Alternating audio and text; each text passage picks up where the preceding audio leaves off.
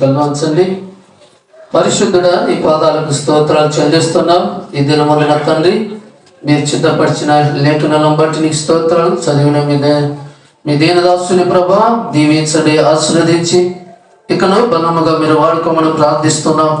మరి ప్రత్యేకమైన తండ్రి మీ దాసుడిన తండ్రి మా మధ్య ఉండగా ఈ దినమందున తండ్రి వర్తమానం ఎత్తుచుండగా తండ్రి మీ దాసుని ప్రభా మీ పరిశుద్ధాత్మతో అభిషేకించి మీ బిడ్డను మీ సులువ సడుగు మరుగుపరుచుకొని ప్రభా మీరు మాతో మాట్లాడమని ప్రార్థిస్తున్నాం. సహాయం దయచేయండి.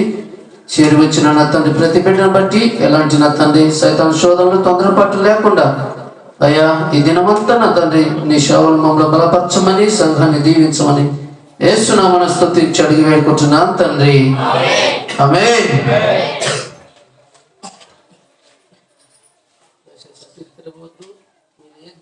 ఆన్లైన్లో ఫీడ్ అవుతుంది కాబట్టి మరి దేవజనులు అన్న మరి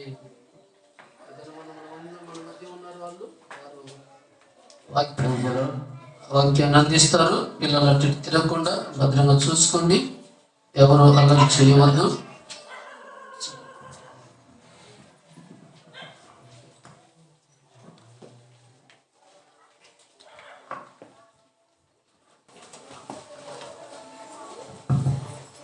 హల్లెలూయా, హల్లెలూయా. దేవుని పరిశుద్ధ నామములో కూడి వచ్చిన సంఘస్థులందరికీ నా హృదయపూర్వక వందనాలు. చెప్పరా, అందరు బాగున్నారా? దేవుని కృపను బట్టి మరలా ఒక అద్భుతమైన సమయాన్ని దేవుడు మీ మధ్యలో నిలబడుటకు, మీ మధ్యలో ఆయన వాక్యమును ఆయన నోటికి బూరగా నన్ను నిలవబెట్టుకొని ఇక్కడికి సజీవ లెక్కలో పంపించాడు. అందుని బట్టి దేవుడిని స్తుతిస్తున్నాను. మరి క్రిస్మస్ పండుగ అందరూ బాగా చేశారా? మరి మీకు కూడా క్రిస్మస్ శుభాకాంక్షలు తెలియజేస్తూ ఉన్నాను.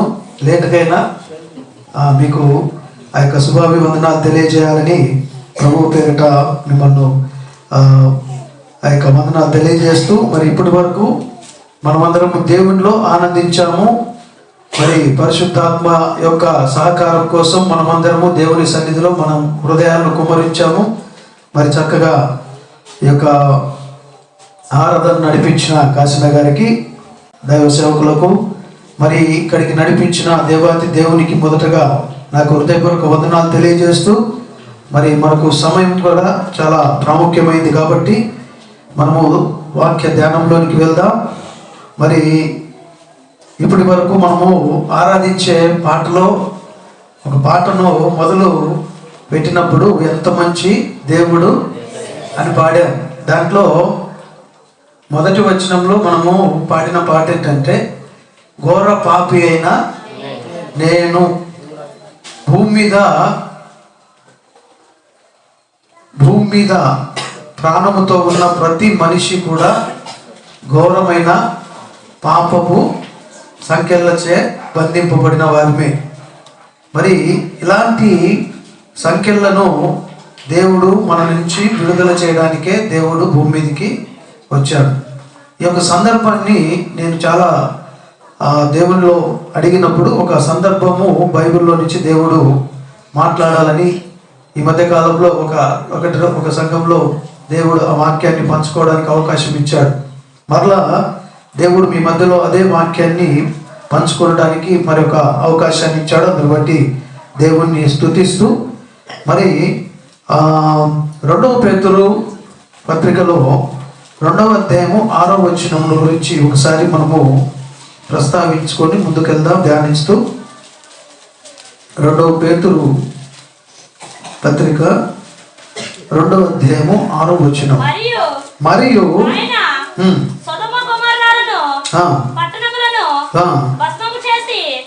ముందుకు భక్తిహీనుల మగవారికి వాటిని దృష్టాంతముగా ఉంచుటకై వాటికి నాశనము విధించి దుర్మార్గుల కామ వికారయుక్తమైన నడవడి చేత బహు బాధపడిన నీతిమంతులకు లోతును తప్పించెను. చిన్న ప్రార్థన చేసుకుందాం. పరిశుద్ధుడా, ప్రేమ స్వరూపి, జీవం కలిగిన తండ్రి, నీ పరిశుద్ధ పాదాలకు వందనములు ప్రభువా. ఇప్పటి వరకు పాటలతోనూ మిమ్మల్ని మీరు మహిమపరుచుకొని ఆరాధనతో గణపరుచుకున్న ప్రభా మీకు వందనాలు. మరి యొక్క సమయము ప్రాముఖ్యమైన నీ ఆత్మీయమైన ఆహారమును వాక్యమును మా మధ్యలో మీరు మాట్లాడబోచుండగా నీ దాసుడునైన నన్ను మీ నోటికి బూరగా వాడుకోనండి.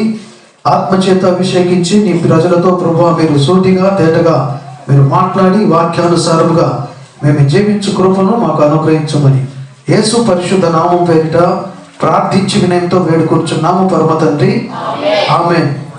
ఇక్కడ చదవబడిన వాక్యంలో 2 పేర్లను మనం గమనించాం. 2 పేర్లు ఏంటవి? సొదొమ గొమొర పట్టణాలు.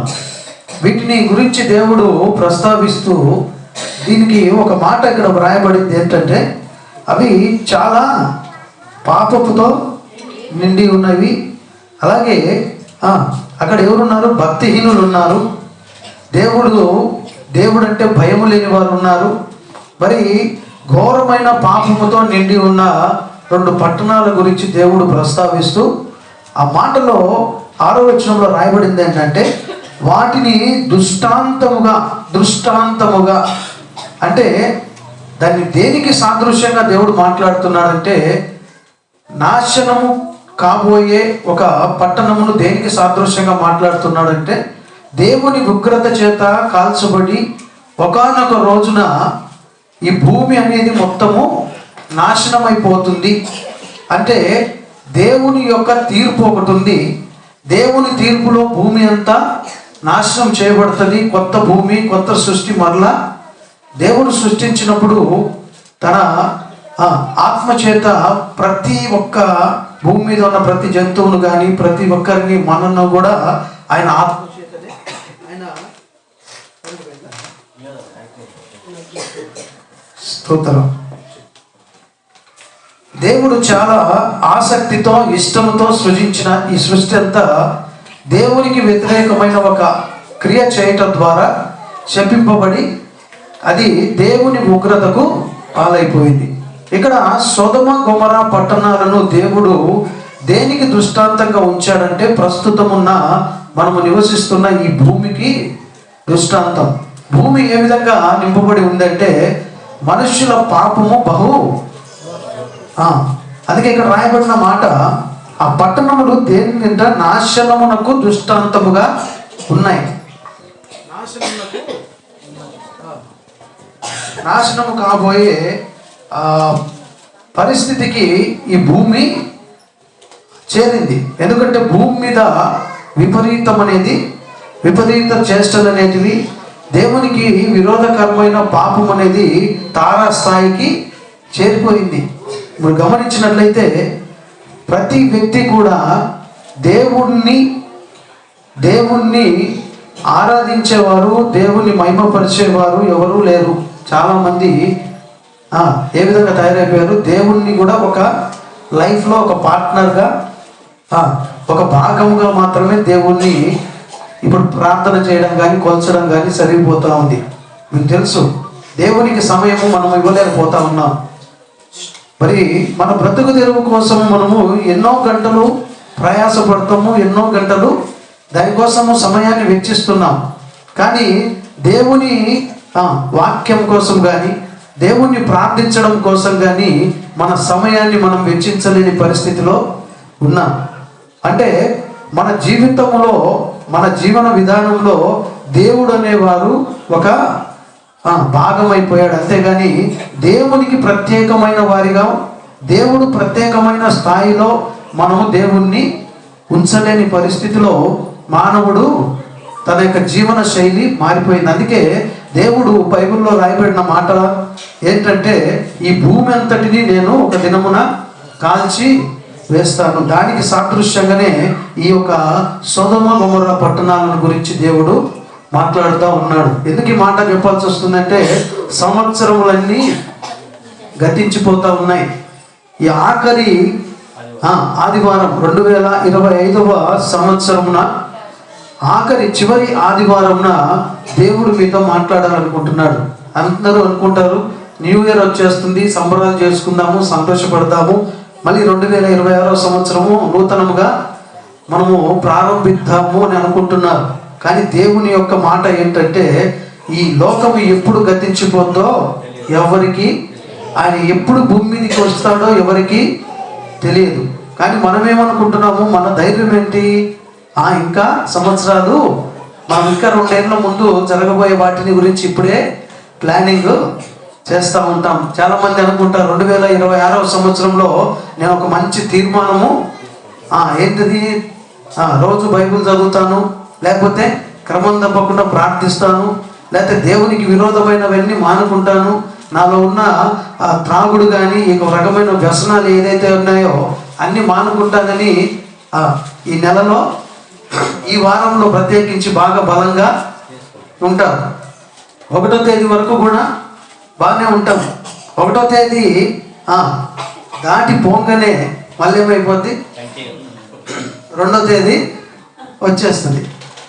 1వ తేదీతోనే సమాప్తమై, అంటే ఇలాంటి పరిస్థితులు ప్రతి ఒక్కరి జీవితాల్లో జరుగుతున్నాయి. అయితే ఇక్కడ దేవుడు ఈరోజు మనతో మాట్లాడాలనుకున్న విషయము ఆదికాండంలో మనం ఒకసారి చూద్దాం. ఆదికాండము 18వ అధ్యాయము 20వ వచనం నుంచి చదువుదాం. మరియు యెహోవా సొదొమ గొమొర్రాలను గూర్చిన మొర గొప్పది గనుక వాటి పాపము బహు భారమైనది గనుకను నేను దిగిపోయి నా యొద్దకు వచ్చిన ఆ మొర చొప్పుననే వారు సంపూర్ణంగా చేసిరో లేదో చూచెదను. చేయని ఎడల నేను తెలుసుకొందును. నేను ఓకే, చాలు. ఇక్కడ మనము సొదొమ గొమొర్రా పట్టణాలు గురించిన ప్రస్తావన చేస్తూ దేవుడు ఈరోజు మనతో మాట్లాడుతూ ఉన్నాడు. ఈ సొదొమ గొమొర్రా పట్టణాలు దేనికి సాదృశ్యంగా ఉన్నాయంటే, మనము నివసిస్తున్న ఈ భూమికి, మన జీవన విధానానికి ఇవి సాదృశ్యంగా కనపడుతూ ఉన్నాయి. దేవుడు చాలా ముక్కుసూటిగా మనతో మాట్లాడుతున్నాడు. మీ యొక్క జీవన విధానము, మీరు జీవిస్తున్న ఆ శైలి, మీలో ఉన్న ఆ యొక్క దేవుని పట్ల ఉన్న మీ భయభక్తులు కానీ ఏదైనా కూడా దేవుడు ప్రత్యేకంగా, అంటే మీరు కాదు, ప్రజలు, లోకంలో ఉన్న మనమందరం ఏ విధమైన స్థితిలో ఉన్నామంటే చాలా భయానకమైన పరిస్థితిలో ఉన్నాం. దేవుని ఉగ్రత చేత ప్రతి ఒక్కరూ నాశనం కాబడే పరిస్థితిలో మనము ఉన్నాం. అది దేవుడు ఈరోజు మనతో మాట్లాడబోతున్నాడు. అయితే ఈ ఉగ్రత నుంచి ప్రతి ఒక్కరూ తప్పించబడాలి, ప్రతి ఒక్కరూ రక్షింపబడాలి అనేది దేవుని యొక్క ఉద్దేశం. ఇందాక కీర్తనల్లో మనం చివర చదువుకున్న మరణం వరకు మనల్ని ఆయన, అంటే మరణానికి అప్పచెప్పి వస్తాడనే అర్థము, అదే అర్థము కాదు. మరణము వరకు మనల్ని నడిపిస్తారంటే మనందరికి ఒక మరణము ఉంది. దేని వలన వచ్చింది ఇది? ఆజ్ఞ అతిక్రమం వలన ప్రతి ఒక్కరికి మరణము ప్రాప్తమైంది. పాపం వలన వచ్చి జీతము మరణం. కానీ మరణము వరకు ఖచ్చితంగా ప్రతి ఒక్కరూ మరణించాల్సిందే. అది దేవుని యొక్క శిక్ష, దేవుని యొక్క ఉగ్రత. అయితే ఆ ఉగ్రతలో నుండి రప్పించడానికి మరణము వరకు ఆయన మనల్ని నడిపిస్తూ అక్కడి నుంచి తీసుకొని రావడానికి దేవుని యొక్క ప్రణాళిక. ఇక్కడ సొదొమ గొమొర్రా అనే పట్టణాల గురించి మనం ప్రస్తావించినప్పుడు వాటి యొక్క ఆత్మీయమైన అర్థాలను మనము ధ్యానం చేయాలి. సొదొమ అంటే అర్థము పాపము, ఏంటంట, పాపము చేత అంటే సంఖ్యల చేత, సంఖ్యలు అనే అర్థం. మనం ఇక్కడ చదివాం ఏంటి, ఆదికాండంలో సొదొమ గొమొర్రా పట్టణముల యొక్క పాపము బహు భారము. భారమైన పాపపు సంఖ్యలకు ఈ సొదొమ అనేది ఒక అర్థం. ఆత్మీయమైన అర్థం ఏంటంటే, సొదొమ అంటే భారమైన పాపపు సంఖ్యలు. గొమొర్రా అంటే దాస్యము, అంటే ఏంటి, బానిసత్వము. అంటే ఈ పట్టణాలు దేన్ని మనకు సూచిస్తున్నాయంటే, పాప భారము చేత, సంఖ్యల చేత మనము ఏ దాస్యంలో ఉన్నాము అని అంటే, పాపము వలన వచ్చు జీతము మరణ దాస్యంలో మనమందరము ఉన్నాం. అంటే అర్థం ఏంటి, బహు భారమైన పాపాన్ని మనము కలిగి ఉన్నాం. అయితే దేవుడు మాట్లాడుచున్న మాట ఏంటంటే, అక్కడ చదివించబడ్డాడు, ఆ యొక్క భారమైన పాపము వారి దగ్గర ఉన్నది. మరి వారి గురించిన మొర నా యొద్దకు చేరింది అని ఎవరితో మాట్లాడుతున్నాడు ఇక్కడ? అబ్రహాముతో మాట్లాడుతూ ఉన్నాడు. ఎవరు? దేవుడు, యెహోవా దేవుడు మాట్లాడుతున్న మాట ఏమంటున్నాడు? సొదొమ గొమొర్రా పట్టణాలు చాలా పాపంలో ఉన్నాయి. మరి ఆ పాపము సంఖ్యలలో, ఆ బంధకాలలో ఆ యొక్క పట్టణాలు ఉన్నాయి. మరి అవి ఎలాంటి పరిస్థితిలో ఉన్నాయంటే, మీకు ఆ సందర్భాన్ని మీరు ఆ తర్వాత అధ్యాయంలో ముందుకు చదివితే, వారు బహు క్రూరులుగా ఉన్నారు. ఏ కొత్త వారు ఆ పట్టణంలోకి వచ్చినా వారిని ఏం చేయాలని చూస్తున్నారు? పాడు చేయాలని చూస్తున్నారు. ఇంకా దారుణమైన పరిస్థితి ఏంటంటే, వారు పురుషులైనప్పటికీ కూడా వారిని అదే చూపుతో చూస్తున్నారు. అంటే పాపము విపరీతమైన స్థాయిలోనికి వెళ్ళిపోయింది. ప్రస్తుతం ఉన్న పరిస్థితుల్లో మనం గమనిస్తే భూమి మీద అదే పరిస్థితి కొనసాగుతోంది. మగవారిని పెళ్లి చేసుకునే పరిస్థితికి వచ్చారు. ఆడవారు వివాహం చేసుకునే పరిస్థితికి వచ్చారు. ఆడవారు ప్రేమించుకునే స్థితిలో ఉన్నారు. మగవారిని ప్రేమిస్తున్నారు. మగవారు ట్రాన్స్జెండర్స్ను వివాహం చేసుకుంటున్నారు, వాళ్ళను ప్రేమిస్తున్నారు. అంటే దేవుని యొక్క సృష్టి క్రమమును పరిపూర్ణంగా మనిషి ఏం చేశాడు? దానికి ఎంత బానిస అయిపోయాడంటే, చివరికి ఒకవేళ వివాహం అయిన స్త్రీ పురుషులను చంపేసే పరిస్థితిలో మీరు చాలా ఈ మధ్యకాలంలో వార్తల్లో చూస్తే విపరీత పరిస్థితి. ఆ చంపే విధానము కూడా గమనించినట్లయితే ఏమంటారు, ఒక జంతువును ఏ విధంగా కర్కశంగా మనిషి దాన్ని చంపేస్తాడో, ఒక తోటి మనిషిని అంతకన్నా దారుణంగా చంపేసి డ్రమ్ములలో పెట్టడం, చంపేసి కుక్కర్లలో పెట్టడం, చాలా విపరీతమైన పరిస్థితిలోనికి సొదొమ గొమొర్రా పట్టణాలు కూడా అలాంటి విపరీతమైన స్థితిలోనే ఉన్నాయి.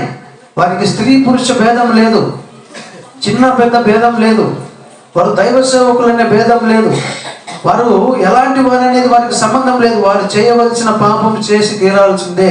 అలాంటి కఠినమైన కర్కశమైన హృదయాలను కలిగిన వారుగా సొదొమ గొమొర్రా పట్టణాలు. ఎందుకు చెప్తున్నానంటే, ఇలాంటి పరిస్థితి మన నాగరికతలోనికి కూడా వచ్చేసాయి. చాలా భయానకమైన పరిస్థితిలోనికి మనము వెళ్ళాము.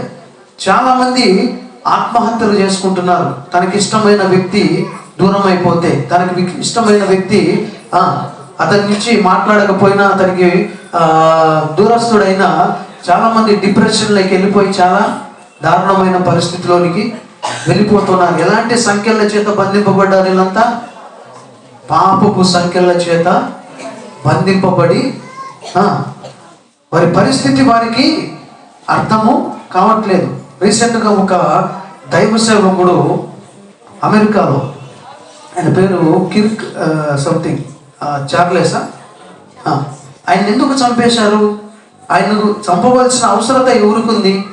దేని నిమిత్తమై ఆయన చంపవలసి వచ్చిందని దాని గురించి ఎంక్వైరీ చేస్తే, అతని యొక్క ప్రసంగాలు, ఆయన దేవునిలో నడపబడుతున్న విధానము దేనికి వ్యతిరేకంగా ఉందంటే, ఈ యొక్క హోమో సెక్స్ అంటే స్త్రీ పురుషుడు వివాహం చేసుకోవడము, ఇలాంటి లైంగిక సంబంధాలను కలిగి ఉండడం, వీటికి వ్యతిరేకంగా అనేక రాష్ట్రాలలో, అమెరికాలో, ఆయా దేశాల్లో ఆయన బలముగా వాడబడుతూ అనేకులను దేవుని మాటల చేత వారిని అందరినీ ఏం చేస్తున్నారు? ఆయన వారి మనసును మార్చి ప్రభు తట్టు ఆయన తిప్పుతుంటే, అలాంటి సంబంధం కలిగిన ఒక వ్యక్తి ఆయన్ను కాల్చి చంపేశారు.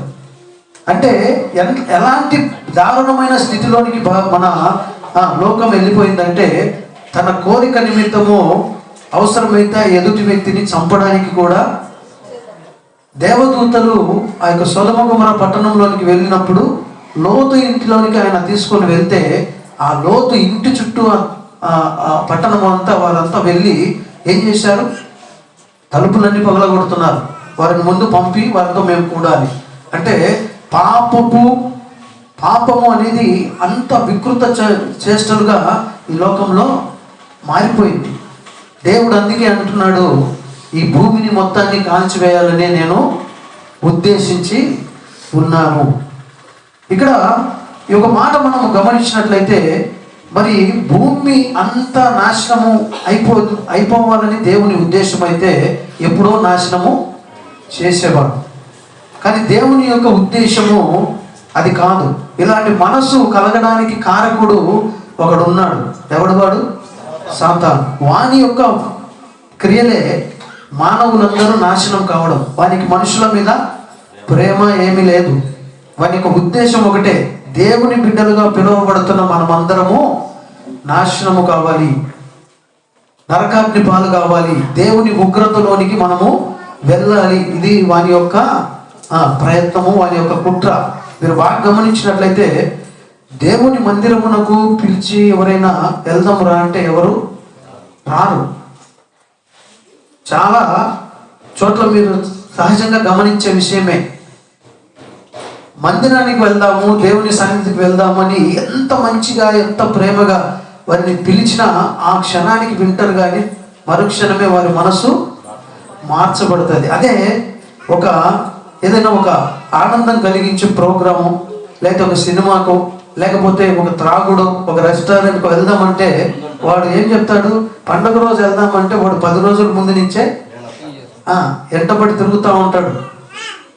10 రోజుల ముందు నుంచే వాడు వద్దు పోరా, ఇంటికి వెళ్ళిపోరా అన్నా కూడా అటు పోయినట్టే పోతాడు. మళ్ళీ 10 నిమిషాలకు మళ్ళీ ఇంటి చుట్టే.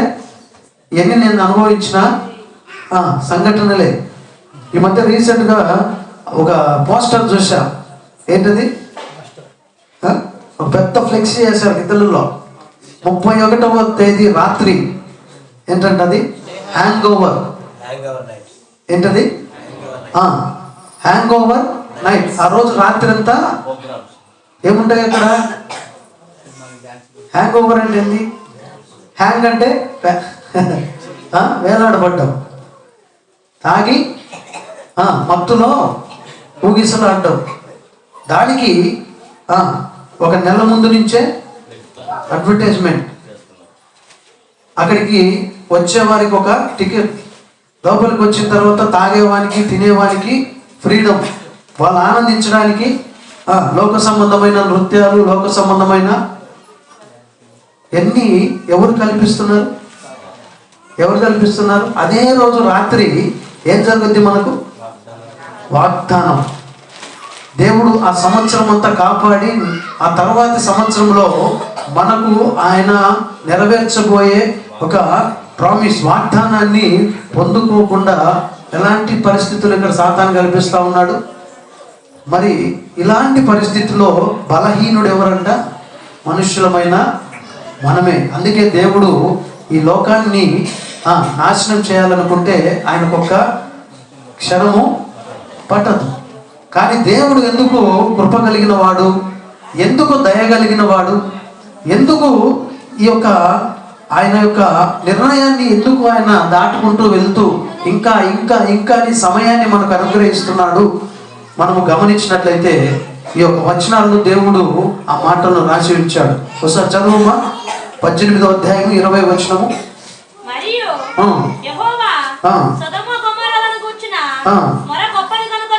ఏంటంట? మొర. సొదొమ గొమొర పట్టణములను గురించిన మొర చాలా గొప్పది అని దేవుడు ఒక మాట చెప్పాడు. అసలు సొదొమ గొమొర పట్టణాలను ఏమి చేయాలని దేవుని ఉద్దేశము? అగ్ని చేత కాల్చబడాలని ఉద్దేశం. అయితే ఇక్కడ ఒక మొర దేవుని దగ్గరికి చేరుతా ఉంది. ఏం చేరుతుంది మొర? మొర అంటే అసలు మీకు తెలుసా అర్థము? చెప్పాలి. మొర అంటే ఎవరికి అర్థం తెలుసా? ఏంటి మొర అంటే?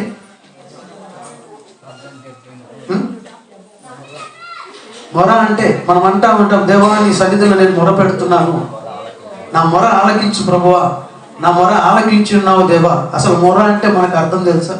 ఏదో అందరు పలుకుతున్నారు, మన పెద్దోళ్ళు పలికారు, మనం పలికాము, బైబిల్లో కూడా దాన్ని మొర అని రాయబడింది, మనం కూడా పలుకుతున్నాం. కానీ మొర అంటే అర్థం ఏంటి? మొర అంటే దైవిక సంబంధమైన నీతిని కలిగి ఉండటం. నీతిని కలిగి ఉండటం దైవ నీతికి సూచన. 4 రకాల సూచనలు ఉన్నాయి ఆ మొరలో. మొదటిది భక్తి. భక్తి అంటే ఏంటి? అది కూడా మనకు అర్థము తెలియదు. భక్తి అంటే గాఢమైన ఒక నమ్మకాన్ని కలిగి ఉండటం. ఈ భూమి ఏర్పాటు చేయబడింది, ఈ భూమి ఏర్పడింది, భూమి తనంతట తానే తిరుగుతుంది, అది తిరుగుతూ సూర్యుని చుట్టూ తిరుగుతుంది. ఎన్ని శాస్త్రజ్ఞులు పరిశోధించి వాటిని పుస్తకాల రూపంలో, పాఠాల రూపంలో మనందరికీ తెలియజేస్తున్నారు. భూమి ఏ విధంగా గుండ్రంగా ఉంది, అది ఎక్కడుంది, గాలిలో దేని చుట్టూ తిరుగుతుంది, ఏ విధంగా ఉంది, భూమి ఎన్ని సముద్రాలను కలిగి ఉంది, ఎన్ని ఖండాలను కలిగి ఉంది, ఎన్ని రకాల జంతువులను కలిగి ఉంది, ఎన్ని రకాల జీవులను కలిగి ఉంది, మరి మనం పీల్చుకునే వాయువు పేరేంటి, మనం వదిలే వాయువు పేరు, ఇవన్నీ ఏ విధంగా వచ్చినాయి? మనుషులు ఆయా సందర్భాల్లో వారికి రీసెర్చ్ ద్వారా ఇవన్నీ మనకు ఒక సైంటిఫిక్గా అన్ని తెలియజేశారు. అయితే నేనంటున్న మాట ఏంటంటే, వీటన్నిటినీ సృష్టించిన వారు ఎవరు? వీటన్నిటినీ సృష్టికర్త ఒక ఆయన ఉన్నాడు. తన యొక్క పనిని క్రమక్రమంగా అవి చేసుకుంటూ ముందుకు వెళ్ళిపోతూ ఒక సిస్టాన్ని ఏర్పాటు చేసిన వారు ఒకడు ఉన్నాడు అనే నమ్మకాన్ని కలిగి ఉండటమే. చాలామంది అంటారు, నేను దేవుణ్ణి నమ్మను. దేవుణ్ణి నమ్మకపోతే నమ్మకపోయినావు, కానీ భూమిని గురించి నువ్వు చదువుతున్నావు. భూమిలో నుంచి ఇన్ని రకాల జీవుల గురించి మనం తెలుసుకుంటున్నాం.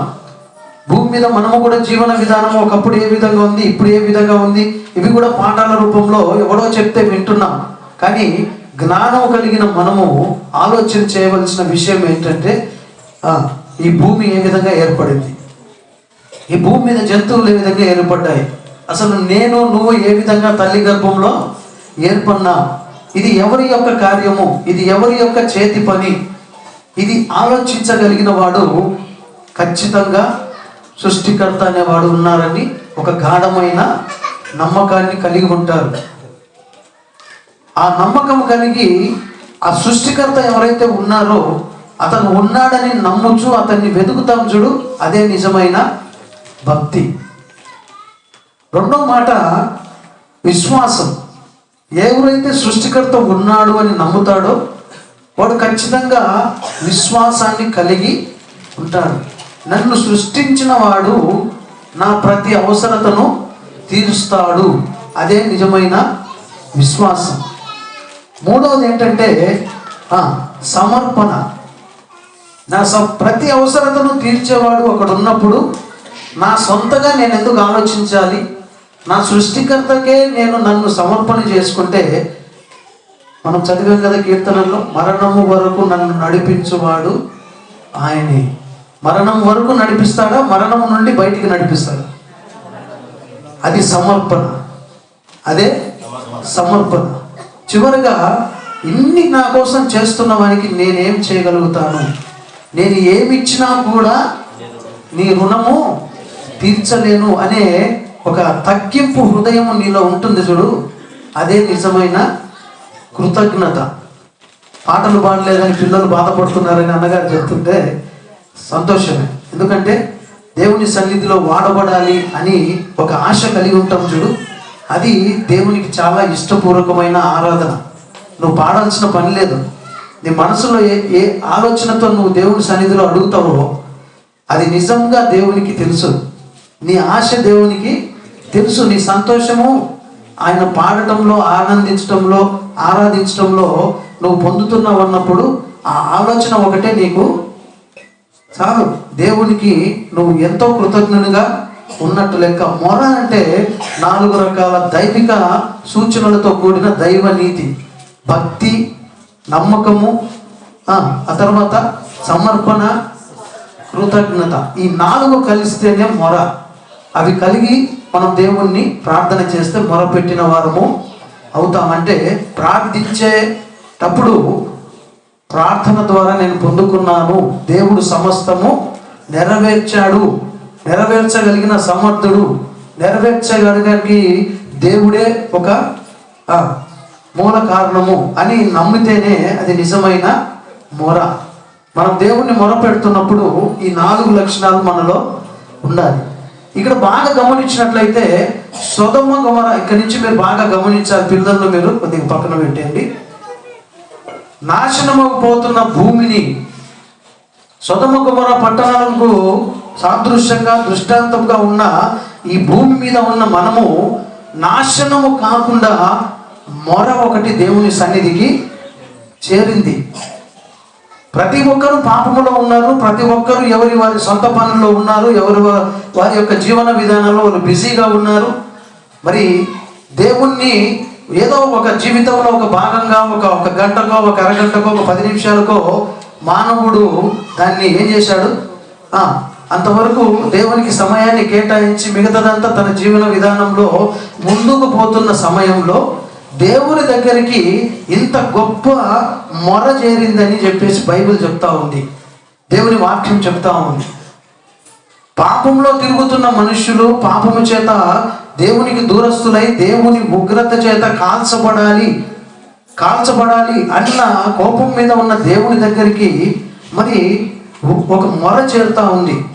చాలా మంది అంటారు మొర అనేది, నేను చెప్పాను ఇప్పుడు 4 అంశాల మీద మొర అనేది ఆ దైవికమైన లక్షణాలతో దేవుని సన్నిధిలో మొర పెడితే దేవుని ఖచ్చితంగా సమాధానము దొరుకుతుంది. అలాంటి మొర దేవుని సన్నిధికి చేరింది. మరి నా యొక్క ప్రశ్న ఏంటంటే, ఇంత పాపములో బతుకుతున్న వారు, ఇంత దేవునికే వ్యతిరేకముగా విచ్చలవిడితనంగా జీవిస్తున్న ఆ పరిస్థితుల్లో దేవునికి మొరపెట్టిన వారు ఎవరు?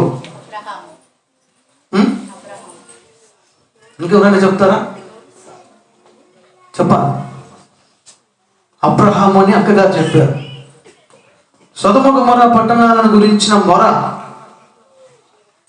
అంటే మనందరి గురించిన ఈ లోకంలో ఇంత పాపం పండిపోతున్నప్పుడు ఇంత దైవికమైన ఆ యొక్క నీతి ద్వారా, ఆ లక్షణాల ద్వారా దేవుణ్ణి ప్రార్థించేవారు, ఆ మొరపెట్టేవారు ఎవరు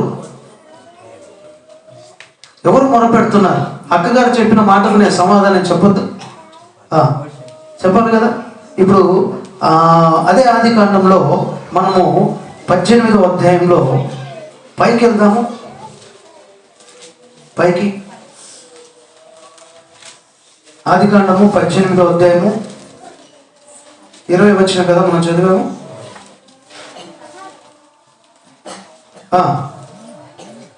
17 వచ్చిన ఒకసారి చూద్దాం. 16 చదవమ్మా. అప్పుడు ఆ మనుష్యులు అక్కడ నుండి లేచి సొదొమ తట్టు చూచిరి. అబ్రహాము వారిని సాగనంపుటకు వారితో కూడా వెళ్ళెను. అప్పుడు యెహోవా, బాగా వినాలి ఈ మాట, నేను చేయబోవు కార్యము అబ్రహామునకు దాచెదన. అబ్రహాము బలము గల గొప్ప జనమగును, అతని మూలముగా భూమిలోని సమస్త జనములను ఆశీర్వదింపబడును. చాలు. 16వ వచనంలో మనము గమనిస్తే, అబ్రహాము ఇంటికి వచ్చిన యెహోవాతో వచ్చిన 2 దేవదూతలను సాగనంపడానికి అబ్రహాము వెళ్ళాడు. ఆ సమయంలో యెహోవా దేవుడు అనుకునుచున్న మాట ఏంటంటే, నేను చేయబోతున్న కార్యమును అబ్రహామునకు దాచెదనా. అంటే దాని అర్థం ఏంటి? అబ్రహాముకు సొదొమ గొమొర్రా పట్టణాలను గురించి దేవుడు ఉద్దేశించిన ఆలోచన అబ్రహాముకు తెలియదు. అర్థమైందా? అప్పుడు దేవుడు అనుకుంటున్న మాట ఏంటంటే, ఈ విషయాన్ని అబ్రహాముకు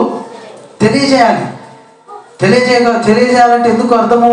ఆయన బహుజనముగా ఆశీర్వదింపబడుతున్నాడు కాబట్టి నేను నా ఉగ్రతను సొదొమ గొమొర్రా పట్టణాల మీద ఏ విధంగా అయితే కుమ్మరించబోతున్నానో, దృష్టాంతం అంటే ముందున్న కాలంలో ఈ భూమి అంతటిని నేను కాల్చబోతున్నాను. ఈ విషయము భూమి అంతటికి తెలియజేసేవాడు ఒక్కడే, ఆయన విశ్వాసులకు తండ్రి అనబడిన అబ్రహాము. దీన్ని బట్టి మనం తెలుసుకోవాల్సిన విషయం ఏంటంటే, సొదొమ గొమొర్రా పట్టణాలను నాశనం చేయబోతున్న విషయము అబ్రహాముకు తెలియదు. తెలిసి ఉంటే అబ్రహాం ఏం చేసేవాడు? ఎప్పుడో మొరపెట్టేవాడు. అంటే అబ్రహాము సొదొమ గొమొర్రా పట్టణాలను గురించిన మొర దేవుని సన్నిధిలో చేయలేదు. ఇంకొక విషయం, దాని ముందుకు మనం వెళ్తే 25వ వచనంలో ఏమని ఉంది? ఈయన ఎప్పుడైతే ఆ విషయాన్ని గురించి తెలిపాడో అప్పుడు అడుగుతున్నాడు ఏమని? ఆ పట్టణంలో నీతిమంతులతో కూడా అనీతిమంతులను నువ్వు నాశనం చేస్తావా అని అడిగిన తర్వాత ఇంకా ఆయన దేవుణ్ణి ఏమని అడుగుతున్నాడు? ఇంకా బేరానికి వచ్చాడు. 50 మంది ఉంటే సంభవ నాశనం చేయవా, 45 మంది ఉంటే నాశనం చేయవా, 30 మంది ఉంటే నాశనం చేయవా అంటే దేవుని సన్నిధిలో అప్పుడు ఏమంటున్నాడు ఆయన? దేవునితో అంటే అంతకుముందు ఆయన చేయలేదు. మరి యెహోవా సన్నిధికి చేరిన మొర ఎవరిది? ఎవరు పెట్టారు? ఎందుకు పెట్టారు? ఎవరికి అంత అవసరత ఉంది? చదువుదామా? ఇక్కడ దాని అర్థం ఏంటంటే అనీతిమంతులతో కూడా నీతిమంతులను నాశనం చేయొద్దు అని అబ్రహాము గారు ఎవరితో మాట్లాడారు? దేవునితో, యెహోవాతో. అంటే అక్కడ అర్థం ఏంటి? నీతిమంతులు ఒక్కడున్నా ఇద్దరున్నా నేను నాశనం చేయను అన్నాడు. చాలా మంది అంటారు లోతు నీతిమంతుడు అని. మరి లోతు కూడా ఏ రోజు ఎక్కడ ఆ పట్టణాలను గురించిన మొర దేవునితో పెట్టినట్టు ఎక్కడ ఉందా బైబిల్లో? ఎక్కడ కూడా లేదు. ఇక్కడ అర్థము మనము దాంట్లోకి వెళ్తే మొరపెట్టిన వారు ఒకరున్నారు. మొరపెట్టేవాడు ఏ విధమైన వాడై ఉండాలి? నీతిమంతుడై, అతనిలో ఏ అనీతిమత్వము ఉండకూడదు. అతడు దేవుని ప్రార్థనలను అంగీకరించబడే స్థాయిలో అతను ఉండాలి. మనము మొరపెట్టే వారికి ఉన్న లక్షణాలు మొదట చెప్పుకున్నాం. దేవుని మీద గాఢమైన నమ్మకం కలిగిన వాడు. అంటే ఎలా నమ్మగలుగుతాడు? మనం ప్రత్యక్షంగా ఒకదాన్ని చూస్తే ఖచ్చితంగా నమ్ముతాం. అంటే దేవునిని ప్రత్యక్షంగా చూసిన వాడు, అలాగే దేవుని యొక్క శక్తి కార్యాలను ఎరిగినవాడు, దేవుని మీద పరిపూర్ణమైన సమర్పణ కలిగిన వాడు, ఆధారపడినవాడు, దేవునికి కృతజ్ఞతలు తెలియజేసిన వాడు ఈ కార్యాన్ని, ఈ మొరను గలుగుతాడు. ఎవరు అని చదివితే ఆదికాండం అదే 18వ అధ్యాయం 21వ వచనాన్ని చదవండి. నేను దిగిపోయి వారు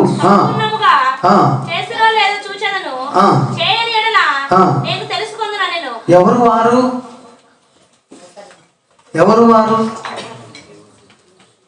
ఆ మొర చొప్పున వారు సంపూర్ణముగా చేసినారో లేదో నేను మరలా వచ్చి చూస్తాను అన్నాడు. ఎవరు వారు? ఆ మొర పెట్టిన వారు ఎవరు? వాళ్ళు సంపూర్ణంగా చూడని పోయిన వాళ్ళు ఎవరు? చిన్న బిడ్డ కరెక్ట్గా చెప్పింది. ఎవరు వాళ్ళు? వారిని ఏమని సంబోధిస్తున్నారు? ఆ మనుష్యులు. నీ పాపము నా పాపము, నీలో ఉన్న పాపాన్ని నాలో ఉన్న పాపాన్ని కడిగి వేయడానికి, అనీతిమత్వంలో నుంచి నీతిమంతులుగా మనల్ని మార్చడానికి దేవదూతలు, దేవుని చేత పంపబడిన దూతలు మనుష్యులుగా భూమి మీదకి ఇద్దరు వచ్చారు. వాళ్ళే ఎవరు? వాళ్ళు ఒకరు నరరూపంలో వచ్చిన, కృపా సత్య సంపూర్ణునిగా వచ్చిన ప్రభువైన యేసుక్రీస్తు వారు. అందుకే మనం క్రిస్మస్ డిసెంబర్ 25 ఆయన జన్మదిన వేడుకను ఎందుకు జరుపుకుంటున్నాము? అనీతిమత్వంలో ఉన్న నీవు నేను, పాప బంధకాల్లో ఉన్న నీవు నేను, మరణ దాస్యంలో ఉన్న నీవు నేను విడిపింపబడాలంటే ఒక నీతిమంతుడు భూమి మీద పుట్టాలి. అందుకే ఇక్కడ ఒక మాట రాయబడింది. ఏమని? మీరు చదవద్దు, నేనే చెప్తాను. 2వ సమూయేలు 23:3లో మనుష్యుల నేలునొకడు పుట్టును, అతడు నీతిమంతుడు. ఎవరంట? మనుష్యులందరి పాపాలను తీయగల ఒక రాజు భూమి మీద పుడతాడు. ఆయనే ఎవరంట? నీతిమంతుడు భూమి మీద ఎవరూ లేరని దేవుని వాక్యం సెలవిస్తూ ఉంది. మరి భూమి మీద నివసించి నీతిమంతునిగా పేరు పొంది, నీతిమంతునిగా ఆయన దేవుని చేత ప్రకటింపబడి సకల మానవాళి అనీతిమత్వాన్ని తీసి నీతిమంతులుగా మార్చగలిగిన శక్తిమంతుడు మన ప్రభు అయిన యేసుక్రీస్తు వారు. ఆయన భూమి మీదకి 2025 సంవత్సరాల క్రిందట నరరూపిగా భూమి మీదకి వచ్చింది దేనికంటే మనము విపరీతమైన పాపములో, పాప బంధకాల్లో, బహుభారమైన పాపపు సంఖ్యల చేత మరణ దాస్యములో ఉన్న మనల్ని ఆయన ఏం చేయడానికి వచ్చాడంట? భూమి మీదకి బంధ విముక్తులుగా చేసి నీతిమంతులుగా మనల్ని మార్చడానికి ఆయన భూమి మీద జన్మించాడు. జన్మించిన ఆయన ఏం చేశాడు? తన శరీరాన్ని శిలువ మీద మనందరి కోసము, మన పాపములన్నిటినీ ఆయన భుజముల మీద మోపబడి ఆయన ఒక పాప శరీర ఆకారంలో ఎక్కడికి వచ్చాడంట? శిలువ మానుపై మనందరి పాపముల నిమిత్తము ఆయన ఒక్కసారే మరణించాడు. మరణించిన ఆయన తన రక్తము చేత ఏం చేశాడు? మన అందరినీ రోమపత్రికలో ఉంది 6:23, యేసుక్రీస్తు రక్తంలో కడగబడిన ప్రతి ఒక్కరూ ఏమవుతారంట? నీతిమంతులుగా తీర్పు తీర్చబడతారు. చదువుతారా వచనం?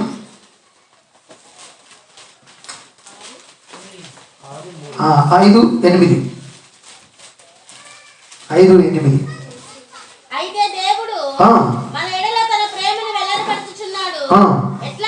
ఎట్లనగా మనం ఇంకను పాపులుగా ఉండగా క్రీస్తు మన కొరకు చనిపోయి కాబట్టి ఆయన రక్తము వలన ఇప్పుడు నీతిమంతులుగా తీర్చబడి మరింత నిశ్చయముగా ఆయన ద్వారా ఏమంట? ఉగ్రత నుండి. సొదొమ గొమొర్రా పట్టణాలు ఏ విధంగా అయితే కాల్చబడతాయో భూమి ఒకరోజు కాల్చబడుతుంది. కాల్చబడిన దినాన మనమందరం ఏం కావాలంట? తప్పించబడాలి. తప్పించబడాలి అని అంటే మన కొరకు ఒక నీతిమంతుడు భూమి మీద, దేవుడే నీతిమంతునిగా భూమి మీదకి దిగి రావాలి. దిగి రావాలంటే దేవునిగా భూమి మీదకి దిగి వస్తే ఆయనకు మరణము లేదు. కాబట్టి పాప శరీరాకారంలో ఉన్న నీవు నేను ఏ విధంగా భూమి మీద నివసిస్తున్నామో అలాంటి పాప శరీరాకారాన్ని ఆయన భూమి మీదకి వచ్చి ఆయన ఏం చేశాడు? మన పాపముల నిమిత్తము ఆయనే. ఈ వాక్యం కూడా మనం ఇంతకుముందు కూడా చదువుకున్నాం. హెబ్రీ పత్రికలో ఉంది 9వ అధ్యాయంలో, మరణ శాసనము రాసిన వాడే మరణించుట అవశ్యము, అట్టివాడు మరణించకపోతే శాసనము నెరవేరదు. అంటే ఆదిలో ఆజ్ఞ అతిక్రమము ద్వారా మరణం. దేవుడు చెప్పాడు, ఈ పండు తింటే నిశ్చయంగా నువ్వు చచ్చిపోతావు, చచ్చేదవు. అదే దైవికమైన నిత్య జీవనంలో మనము చనిపోయాం. పాప శరీరాకారం మనలోనికి వచ్చింది, నిత్య జీవాన్ని కోల్పోయాం. ఆ నిత్య జీవాన్ని తిరిగి ఇవ్వడానికి ఆయన శాసనము రాసిన వాడే మరణించడానికి ఆ రోజే తీర్పు ఆయన ఏం చేశాడు? తీర్మానము తీసుకున్నాడు. ఆ తీర్మానము ప్రకారమే ఆయన ఏం చేశాడు? భూమి మీదకి దిగి వచ్చాడు. దిగి వచ్చిన ఆయన ఏ పని అయితే దేవుడు ఉద్దేశించున్నాడో, ఏ పని అయితే దేవుడి యొక్క చిత్తంలో ఉందో ఆ చిత్తానికి సమర్పణ చేసుకొని పరిపూర్ణమైన దేవుని చిత్తాన్ని నెరవేర్చడానికి ఏం చేశాడు ఆయన? అందుకే ఇక్కడ రాయబడింది, ఆయన ఏమంటారంటే రోమపత్రిక 8వ అధ్యాయం 34వ వచనాన్ని ఒకసారి చదువుదాము. రోమపత్రిక 8వ అధ్యాయం 34. శిక్ష విధించువాడెవడు? చనిపోయిన క్రీస్తు యేసే.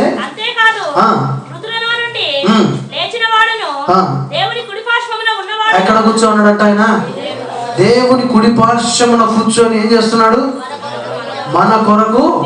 అంటే ఆయన భూమి మీదకి వచ్చిపోయిన తర్వాతనే విజ్ఞాపన చేస్తున్నాడా? ఆయన అనాది కాలము నుంచి మరణము ఎప్పుడైతే మన మీద ఏలుబడి మొదలు పెట్టిందో అప్పటి నుంచే దేవుని కుడి పార్శ్వమున కూర్చొని ఆయన ఆ మొర చొప్పుననే వారు చేయడానికి భూమి మీదకి దిగి వచ్చారు. మరి ఆ రెండో ఆయన ఎవరు? మొదట ఆయన యేసుక్రీస్తు, మరి రెండో ఆయన ఎవరు? ఆయన చదువుతారా ఒకసారి? లూకా సువార్త 3వ అధ్యాయము 21వ వచనం 22వ వచనాన్ని.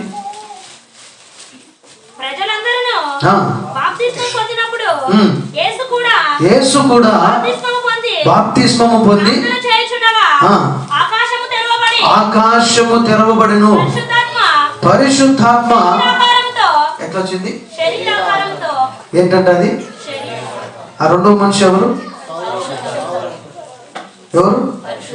మన పావురం అంటే పరిశుద్ధతను సూచన కాబట్టి పరిశుద్ధాత్మ చాలా పరిశుద్ధంగా జీవించడానికి సాదృశ్యంగా మనకు అది చూపిస్తుంది. కాబట్టి పావురాన్ని అందరూ ఫోకస్ చేశారు. కానీ పరిశుద్ధాత్మ యేసుక్రీస్తు వారిలోనికి ఏ ఆకారంతో వచ్చింది? శరీర ఆకారముతో. ఇప్పుడు చెప్తారా? యెహోవా దేవుని యొక్క దగ్గరికి చేరిన మొర కుమారుడైన యేసుక్రీస్తు వారు, అలాగే పరిశుద్ధాత్మ దేవుని యొక్క మొర. ఆ ఇద్దరు భూమి మీదకి వచ్చి వారు చేసిన కార్యమంతటిని మరలా ఎవరు చూస్తానంటున్నాడు?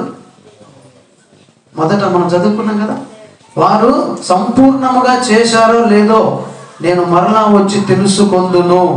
అదే రెండవ రాకడ. మరి నువ్వు నేను సిద్ధంగా ఉండాలి.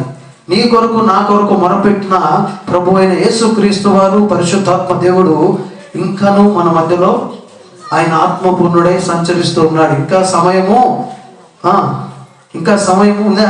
లేదు, సమయము మనకు లేదు. ఇప్పుడే పండుగలు వస్తున్నాయని 26 వస్తుంది, 27 వస్తుందని అనుకుంటున్నావేమో. దేవుని దృష్టిలో సమయము గతించిపోయింది. ఎప్పుడు ఏ క్షణాన భూమి మీదకి దేవుడు వస్తాడో తెలియదు. యేసుక్రీస్తు వారు మరలా గొర్రెపిల్లగా వచ్చాడు. ఇప్పుడు ఏ విధంగా వస్తాడంట? సింహము వలె. అప్పుడు ఆయన ఎదుట మీరు నిలబడితే మీకు క్షమాపణ ఎప్పుడు వచ్చింది? సిలువలోనే క్షమించాడు, సమయాన్ని ఇచ్చాడు. పుల్లలు ఏరుకోవడానికి పోయాడు ఎవరో ఒకతను. ఆదివారం రోజు పుల్లలు ఏరుకోవడానికి వెళ్ళారు. తప్ప కానీ ఏం జరిగింది? ఆయన్ను రాళ్లతో కొట్టి చంపేశారు. మనం అనుకోవచ్చు పుల్లలు ఏరుకుంటే తప్ప. దేవుని యొక్క సమయము మనము వృధా చేస్తే అంతకు మించిన ఉగ్రత మన మీదికి వస్తుంది. ఇంకా అక్కడ ఒక బాగా ధ్యానిస్తే ఆ పుల్లలు ఏరుకున్నానికి ఒక రోజంతా టైం ఇచ్చారు. ఒక రాత్రి క్షమాపణ అడుగుతాడేమో వీడు. క్షమించు దేవా నన్ను, మరి ఇంకెప్పుడు నేను అలాంటి చెయ్యను అని క్షమాపణ కోసమని ఆగాడు. కానీ అతను క్షమాపణ అడగలేదు. సమయాన్ని సద్వినియోగము, మారు మనసు. మరి మన పరిస్థితి కూడా ఎలా ఉందో ఒకసారి పరీక్షించుకోవాలి. దేవుడు 2025 సంవత్సరాల కిందట మన కోసం మరణించి ఆయన సిలువలో ఇప్పటికి 2025 సంవత్సరాలు. ఇంకా మనిషిలో పాపము వికృత స్థాయిలోనికి, తారా స్థాయిలోనికి వెళ్ళిపోయింది. మరి ధన్యులుగా ఉన్న ఇక్కడ మనము వాక్యాన్ని వింటున్న మనము, దేవుని యొక్క మనసును ఎరిగిన మనము, ఇంకా మనలో ఏమైనా దేవునికి వ్యతిరేకమైన క్రియలు, పాపాలు, ఆలోచనలు, తలంపులు ఉన్నాయేమో పరీక్ష చేసుకోవాలి. ఇక్కడ లోతు గురించి నేను చెప్పాను. ఎందుకు నీతిమంతుడయ్యాడు లోతు? ఏం చేశాడు? తన ఇంటిలోనికి ఆహ్వానించుకున్నాడు. ఎవరిని? ఆ ఇద్దరిని.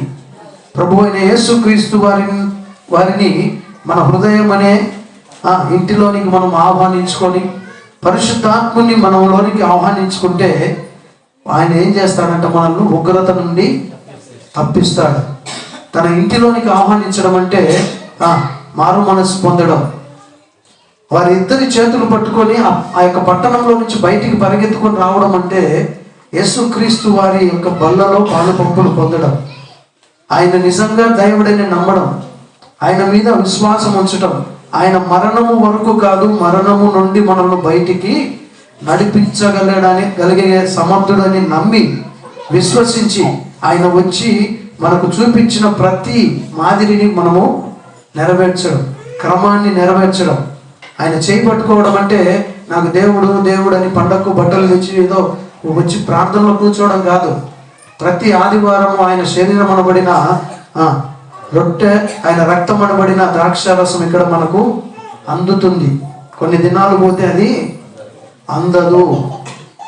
సమాప్తమయ్యే రోజులు దగ్గర ఉన్నాయి. కాబట్టి ఈ చివరి ఆదివారము తీర్మానం చేసుకో. ఎంతమంది అయితే దేవునికి దూరంగా ఉన్నామో, ఎంతమంది అయితే దేవునికి మనము దోషులుగా ఉన్నామో, ఈరోజు పరీక్ష చేసుకొని నిన్ను నువ్వు దేవుని సన్నిధిలో సమర్పణ చేసుకొని నీ సకలము దేవుని ఎదుట కల్మషాలన్నీ ఒప్పుకొని దేవుని బలలో చేయవే.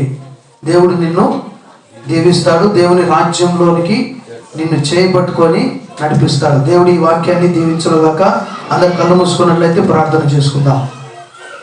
పరిశుద్ధుడా, ప్రేమ స్వరూపి, జీవం కలిగిన తండ్రి, నీ పరిశుద్ధ పాదములకు వందనములు ప్రభువా. ఇప్పటి వరకు తండ్రి నీ యొక్క బిడ్డలతో ప్రభువా మీరు మాట్లాడిన విధానాన్ని బట్టి మీకు వందనములు ప్రభువా. మాకు ప్రభువా తండ్రి మీరు అందించిన ఈ యొక్క తండ్రి హెచ్చరికలను మేము ప్రభువా మా మనసారా మేము తండ్రి పాటించుటకు, వాటితో ప్రభువా మా జీవితాన్ని ముందుకు నడుచుటకు మీరు మాకు కృపను దయను అనుగ్రహించండి. మరి ప్రభువా తండ్రి కూడి వచ్చిన ప్రతి బిడ్డను మీరు దర్శించండి.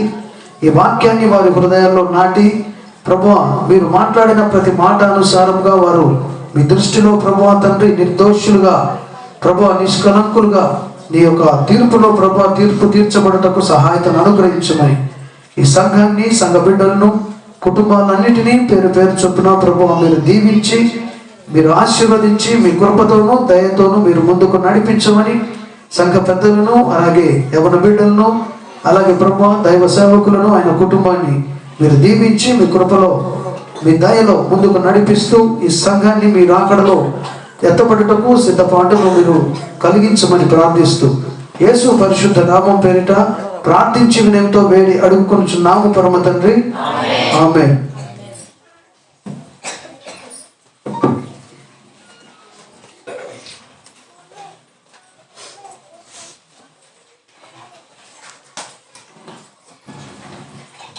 చెక్కినా మరి మన సంఘానికి దీని ముందు నగరు వచ్చి ఈ డిసెంబర్ మరి చివరి మాసంలో మనతో కలిసి సంఘానికి చక్కటి బలమైన వర్తమానాన్ని అందించిన మరి అన్నగారికి మా తరపున సంఘం తరపున వారికి వందనాలు తెలియజేస్తున్నాం. నిజంగా మరి సుధమ గుమ్మర నుంచి యొక్క వారి మొర ఎవరని క్లియర్గా అందరికీ అర్థమయ్యే స్థితిలో చక్కగా మంచి మాటలు బోధించినారు. మీ అందరి బంగారం అని విన్నారని ఆశిస్తున్నాను. విన్నారు కదండి? ఒకవేళ నిద్రపోయిన వారు ఉంటే హల్లెలూయా చెప్దామా? హల్లెలూయా విన్నారా? మంచిది, చక్కగా విన్నారు. కాబట్టి దేవుని యొక్క రాకడ అతి సమీపం ఉన్నది. అన్నగారు ఒక మాట చెప్పారు, అది గుర్తు పెట్టుకోండి. ఎవరైతే ఇక్కడ ప్రభువుని అంగీకరించకుండా ఉన్నట్లయితే మాకు ఇక సమయం ఉందని ఆలోచన చేస్తున్నారేమో, ఇక సమయము లేదు. కాబట్టి ఈ చివరి దినాలలో మనము ఇక ఎవరైనా బాప్తిస్మం కోసం సిద్ధపడి ఉంటే మీ యొక్క పేర్లు ఇవ్వండి. కాబట్టి మీ పేర్ల ద్వారా జనవరి 1వ తేదీన మరి బాప్తిస్మ కార్యక్రమాలు ఉంటున్నాయి. ఇంతవరకు చాలా దైవజనులు బోధిస్తూ వింటున్నారు వాక్యం. ఇక మనసు మార్చుకోకపోతే ఇక అన్న చెప్పాడు, ఇంకా అంతకన్నా గొప్పమైన ఉగ్రత ఏముందండి రాబోతుంది భూమి మీదకి. ఈ మధ్య మనం ప్రకటన గ్రంథం ధ్యానాలు వింటూనే ఉన్నాం. నేను వచ్చిన కాలేజ్ స్టార్ట్ చేశా. ఈ ప్రకటన గ్రంథం ధ్యానాలలో బహు భయంకరమైన మాటలు వర్తమానాలు వింటూ వస్తున్నారు. మళ్ళా అన్న అదే ఈరోజు ప్రస్తావనగా తీసుకొచ్చారు అనుకోకుండా.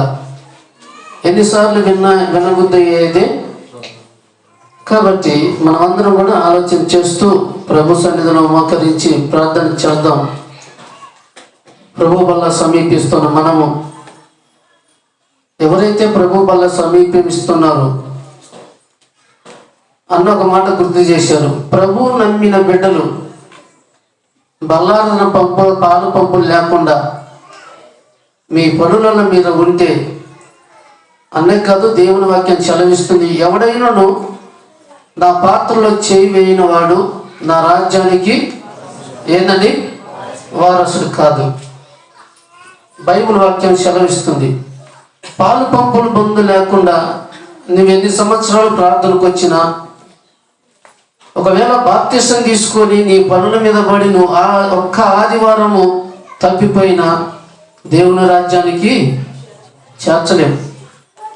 ఎందుకంటే ప్రభు ఎలుతూ తన శిష్యులను పిలుచుకొని మేడగదులు కూర్చొని నేను వచ్చు పర్యంతం వరకు విలాగున ఏం చెప్పాడండి, మీ పనులు చేసుకోండి అని అన్నాడా? కాదండి. నేను వచ్చులాగానే ఇక నుంచి నేను వెళుతున్నాను, తిరిగి రెండవ రాకడ సమీపించేంత వరకు కూడా నా శరీరములోను నా రక్తములోను మీరు పాలి భాగస్థులు అయి ఉండాలి. ఏ దినమైన ఒక్క దినము తప్పిపోయిన ఎడలా దేవుని రాజ్యానికి వారసులము కాదు. ఆదరణ బంధంలో ఆజ్ఞలు ఇచ్చాడు. ఏ ఆజ్ఞ తప్పిపోతే ఆజ్ఞలో వారికి పంటికి పన్ను, కన్నుకు కన్ను, మనిషికి మనిషి ప్రాణం ఇచ్చారు. క్రొత్త బంధంలోకి వచ్చేసరికి ఒకటే ఆజ్ఞాపించాడు. ఏమని? నా యొక్క పునరుద్ధాన దినమందు ఎవడైతే పాలు పంపులు పొందరో వారు దేవుని రాజ్యానికి వారసులు కాదు. వినండి నా ప్రేమైన దేవుని బిడ్డలారా, ఎందుకు మాట్లాడుతున్నంటే చాలా మంది ఆదివారం వచ్చేసరికి మన పనులు మళ్ళీ అర్జెంటు పని అన్నా, నీ ఎంత అర్జెంటు పైనా సరే నువ్వు పక్కన పెట్టు. నువ్వు ప్రభువుని నమ్మినవు, బల్లారలో పాలు పంపులు పొందాలా, అది నెరవేర్చుకున్నాక తర్వాత నీ పని చేయి. ఒక మనిషి నేను చెప్తానండి, ఏమనుకోవద్దు, సమయమైంది, నేను బల్లారులు పంపిస్తాను, అవతల నా కార్యక్రమం ఉంది. ఒక మనిషిని నేను చూపిస్తాను, అంటే బైబిల్ కదా, నాకు తెలిసిన వ్యక్తి ప్రభు బల్లారలో మరి బాప్తిసం తీసుకున్నాడు. బాప్తిసం తీసుకున్న కొన్నాళ్ళు మనకు సక్రమంగా పాలు పంపులు పొందుతున్న వాళ్ళు వస్తూనే ఉన్నాడు. ఆ తర్వాత ఏం జరిగిందంటే దేవుడు అతను ఆశీర్వదించిన కొలది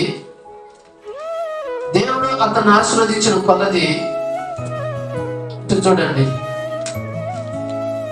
ఇక్కడ చూడండి, అదే చెప్పేది. పాము వచ్చి మీ పక్కన పడిన మీరు అటు చూడ, అక్కడ విశ్వాసం ఉంటే అది మిమ్మల్ని ఏమీ చేయదు. నగ్గం కాండంలో చూస్తా మాటలు ఉన్నాయి. కాబట్టి నా ప్రేమని దేవుని బిడ్డారా, చేస్తూ క్రమం తప్పుతా చేస్తామని దేవుడు తన భక్తిని బట్టి ఆశ్రయించబడింది. కొద్ది పనులు ఎక్కువైనాయి. ఎప్పుడైతే పనులు ఎక్కువైనాయో దేవుని మందిరాన్ని మర్చిపోయాడు. ఇక దేవుని మందిరాన్ని మర్చిపోయాడు. మర్చిపోయి తన పనుల మీద బిజీ తిరుగుతూ ఒక సమయము హఠాత్తుగా అతన్ని యాక్సిడెంట్ అయింది. అదే లాస్ట్ చివర మరలా ప్రభు భోజనం సిద్ధపాటు పడటానికి అవకాశము లేదండి. కాబట్టి దేవుడు మన కృపనిచ్చిన అరిగి పెట్టి మన పనులను బట్టి మనం ఎన్నటికీ దేవుని సంఘాన్ని, దేవుని ఆరాధన వెనుక చేసి పోకూడదండి. అందుకని ప్రభు బలను సమీపిస్తున్న మనమందరం కూడా ఏం చేయాలంటే దయచేసి తల్లవంచి ప్రార్థిస్తాం. తల్లవంచండి. ఇంతవరకు అన్న చెప్పిన వాక్యాన్ని బట్టి ప్రభువా, గడిచిన కాలం అంతా నిజంగా నాకు ఆయుష్ని ఇచ్చావు, ఆరోగ్యాన్ని ఇచ్చావు, నా కుటుంబాన్ని కాపాడావు. ఇకనూ నేను మారు మనసు రక్షణ పొందలేదు, ఇక నా సమయం ఉందా లేదా అని దైవజనుడు చెప్పాడు. ఇక సమయం లేదని, మనం నూతన సంవత్సరం ఉంటామనేది మనకి గ్యారంటీ లేదు. కాబట్టి ఇక ఎవరైతే తీర్మానం తీసుకోకుండా, ప్రభు పళ్ళకు సమీపంగా రాకుండా, ప్రభు రక్తంలో ప్రభు శరీరం పాపములు లేకుండా, బాప్తిసం లేకుండా ఉన్న ఎవరి బిడ్డలకు కానీ, ఇక్కడ కూర్చున్న సంఘ బిడ్డలందరూ కానీ తీసుకోకపోయినట్లయితే దేవుడు ఇదే అనుకూలమైన సమయాన్ని మనకి ఇచ్చాడు. మీ హృదయాలను మీరు కొద్దిగా తీర్మానం తీసుకోండి. ప్రభు నమ్మిన బిడ్డలు కృతజ్ఞతాస్తుతులు చెల్లిస్తారు. 2 లేక 3 కృతజ్ఞతాస్తుతులు చెల్లించండి.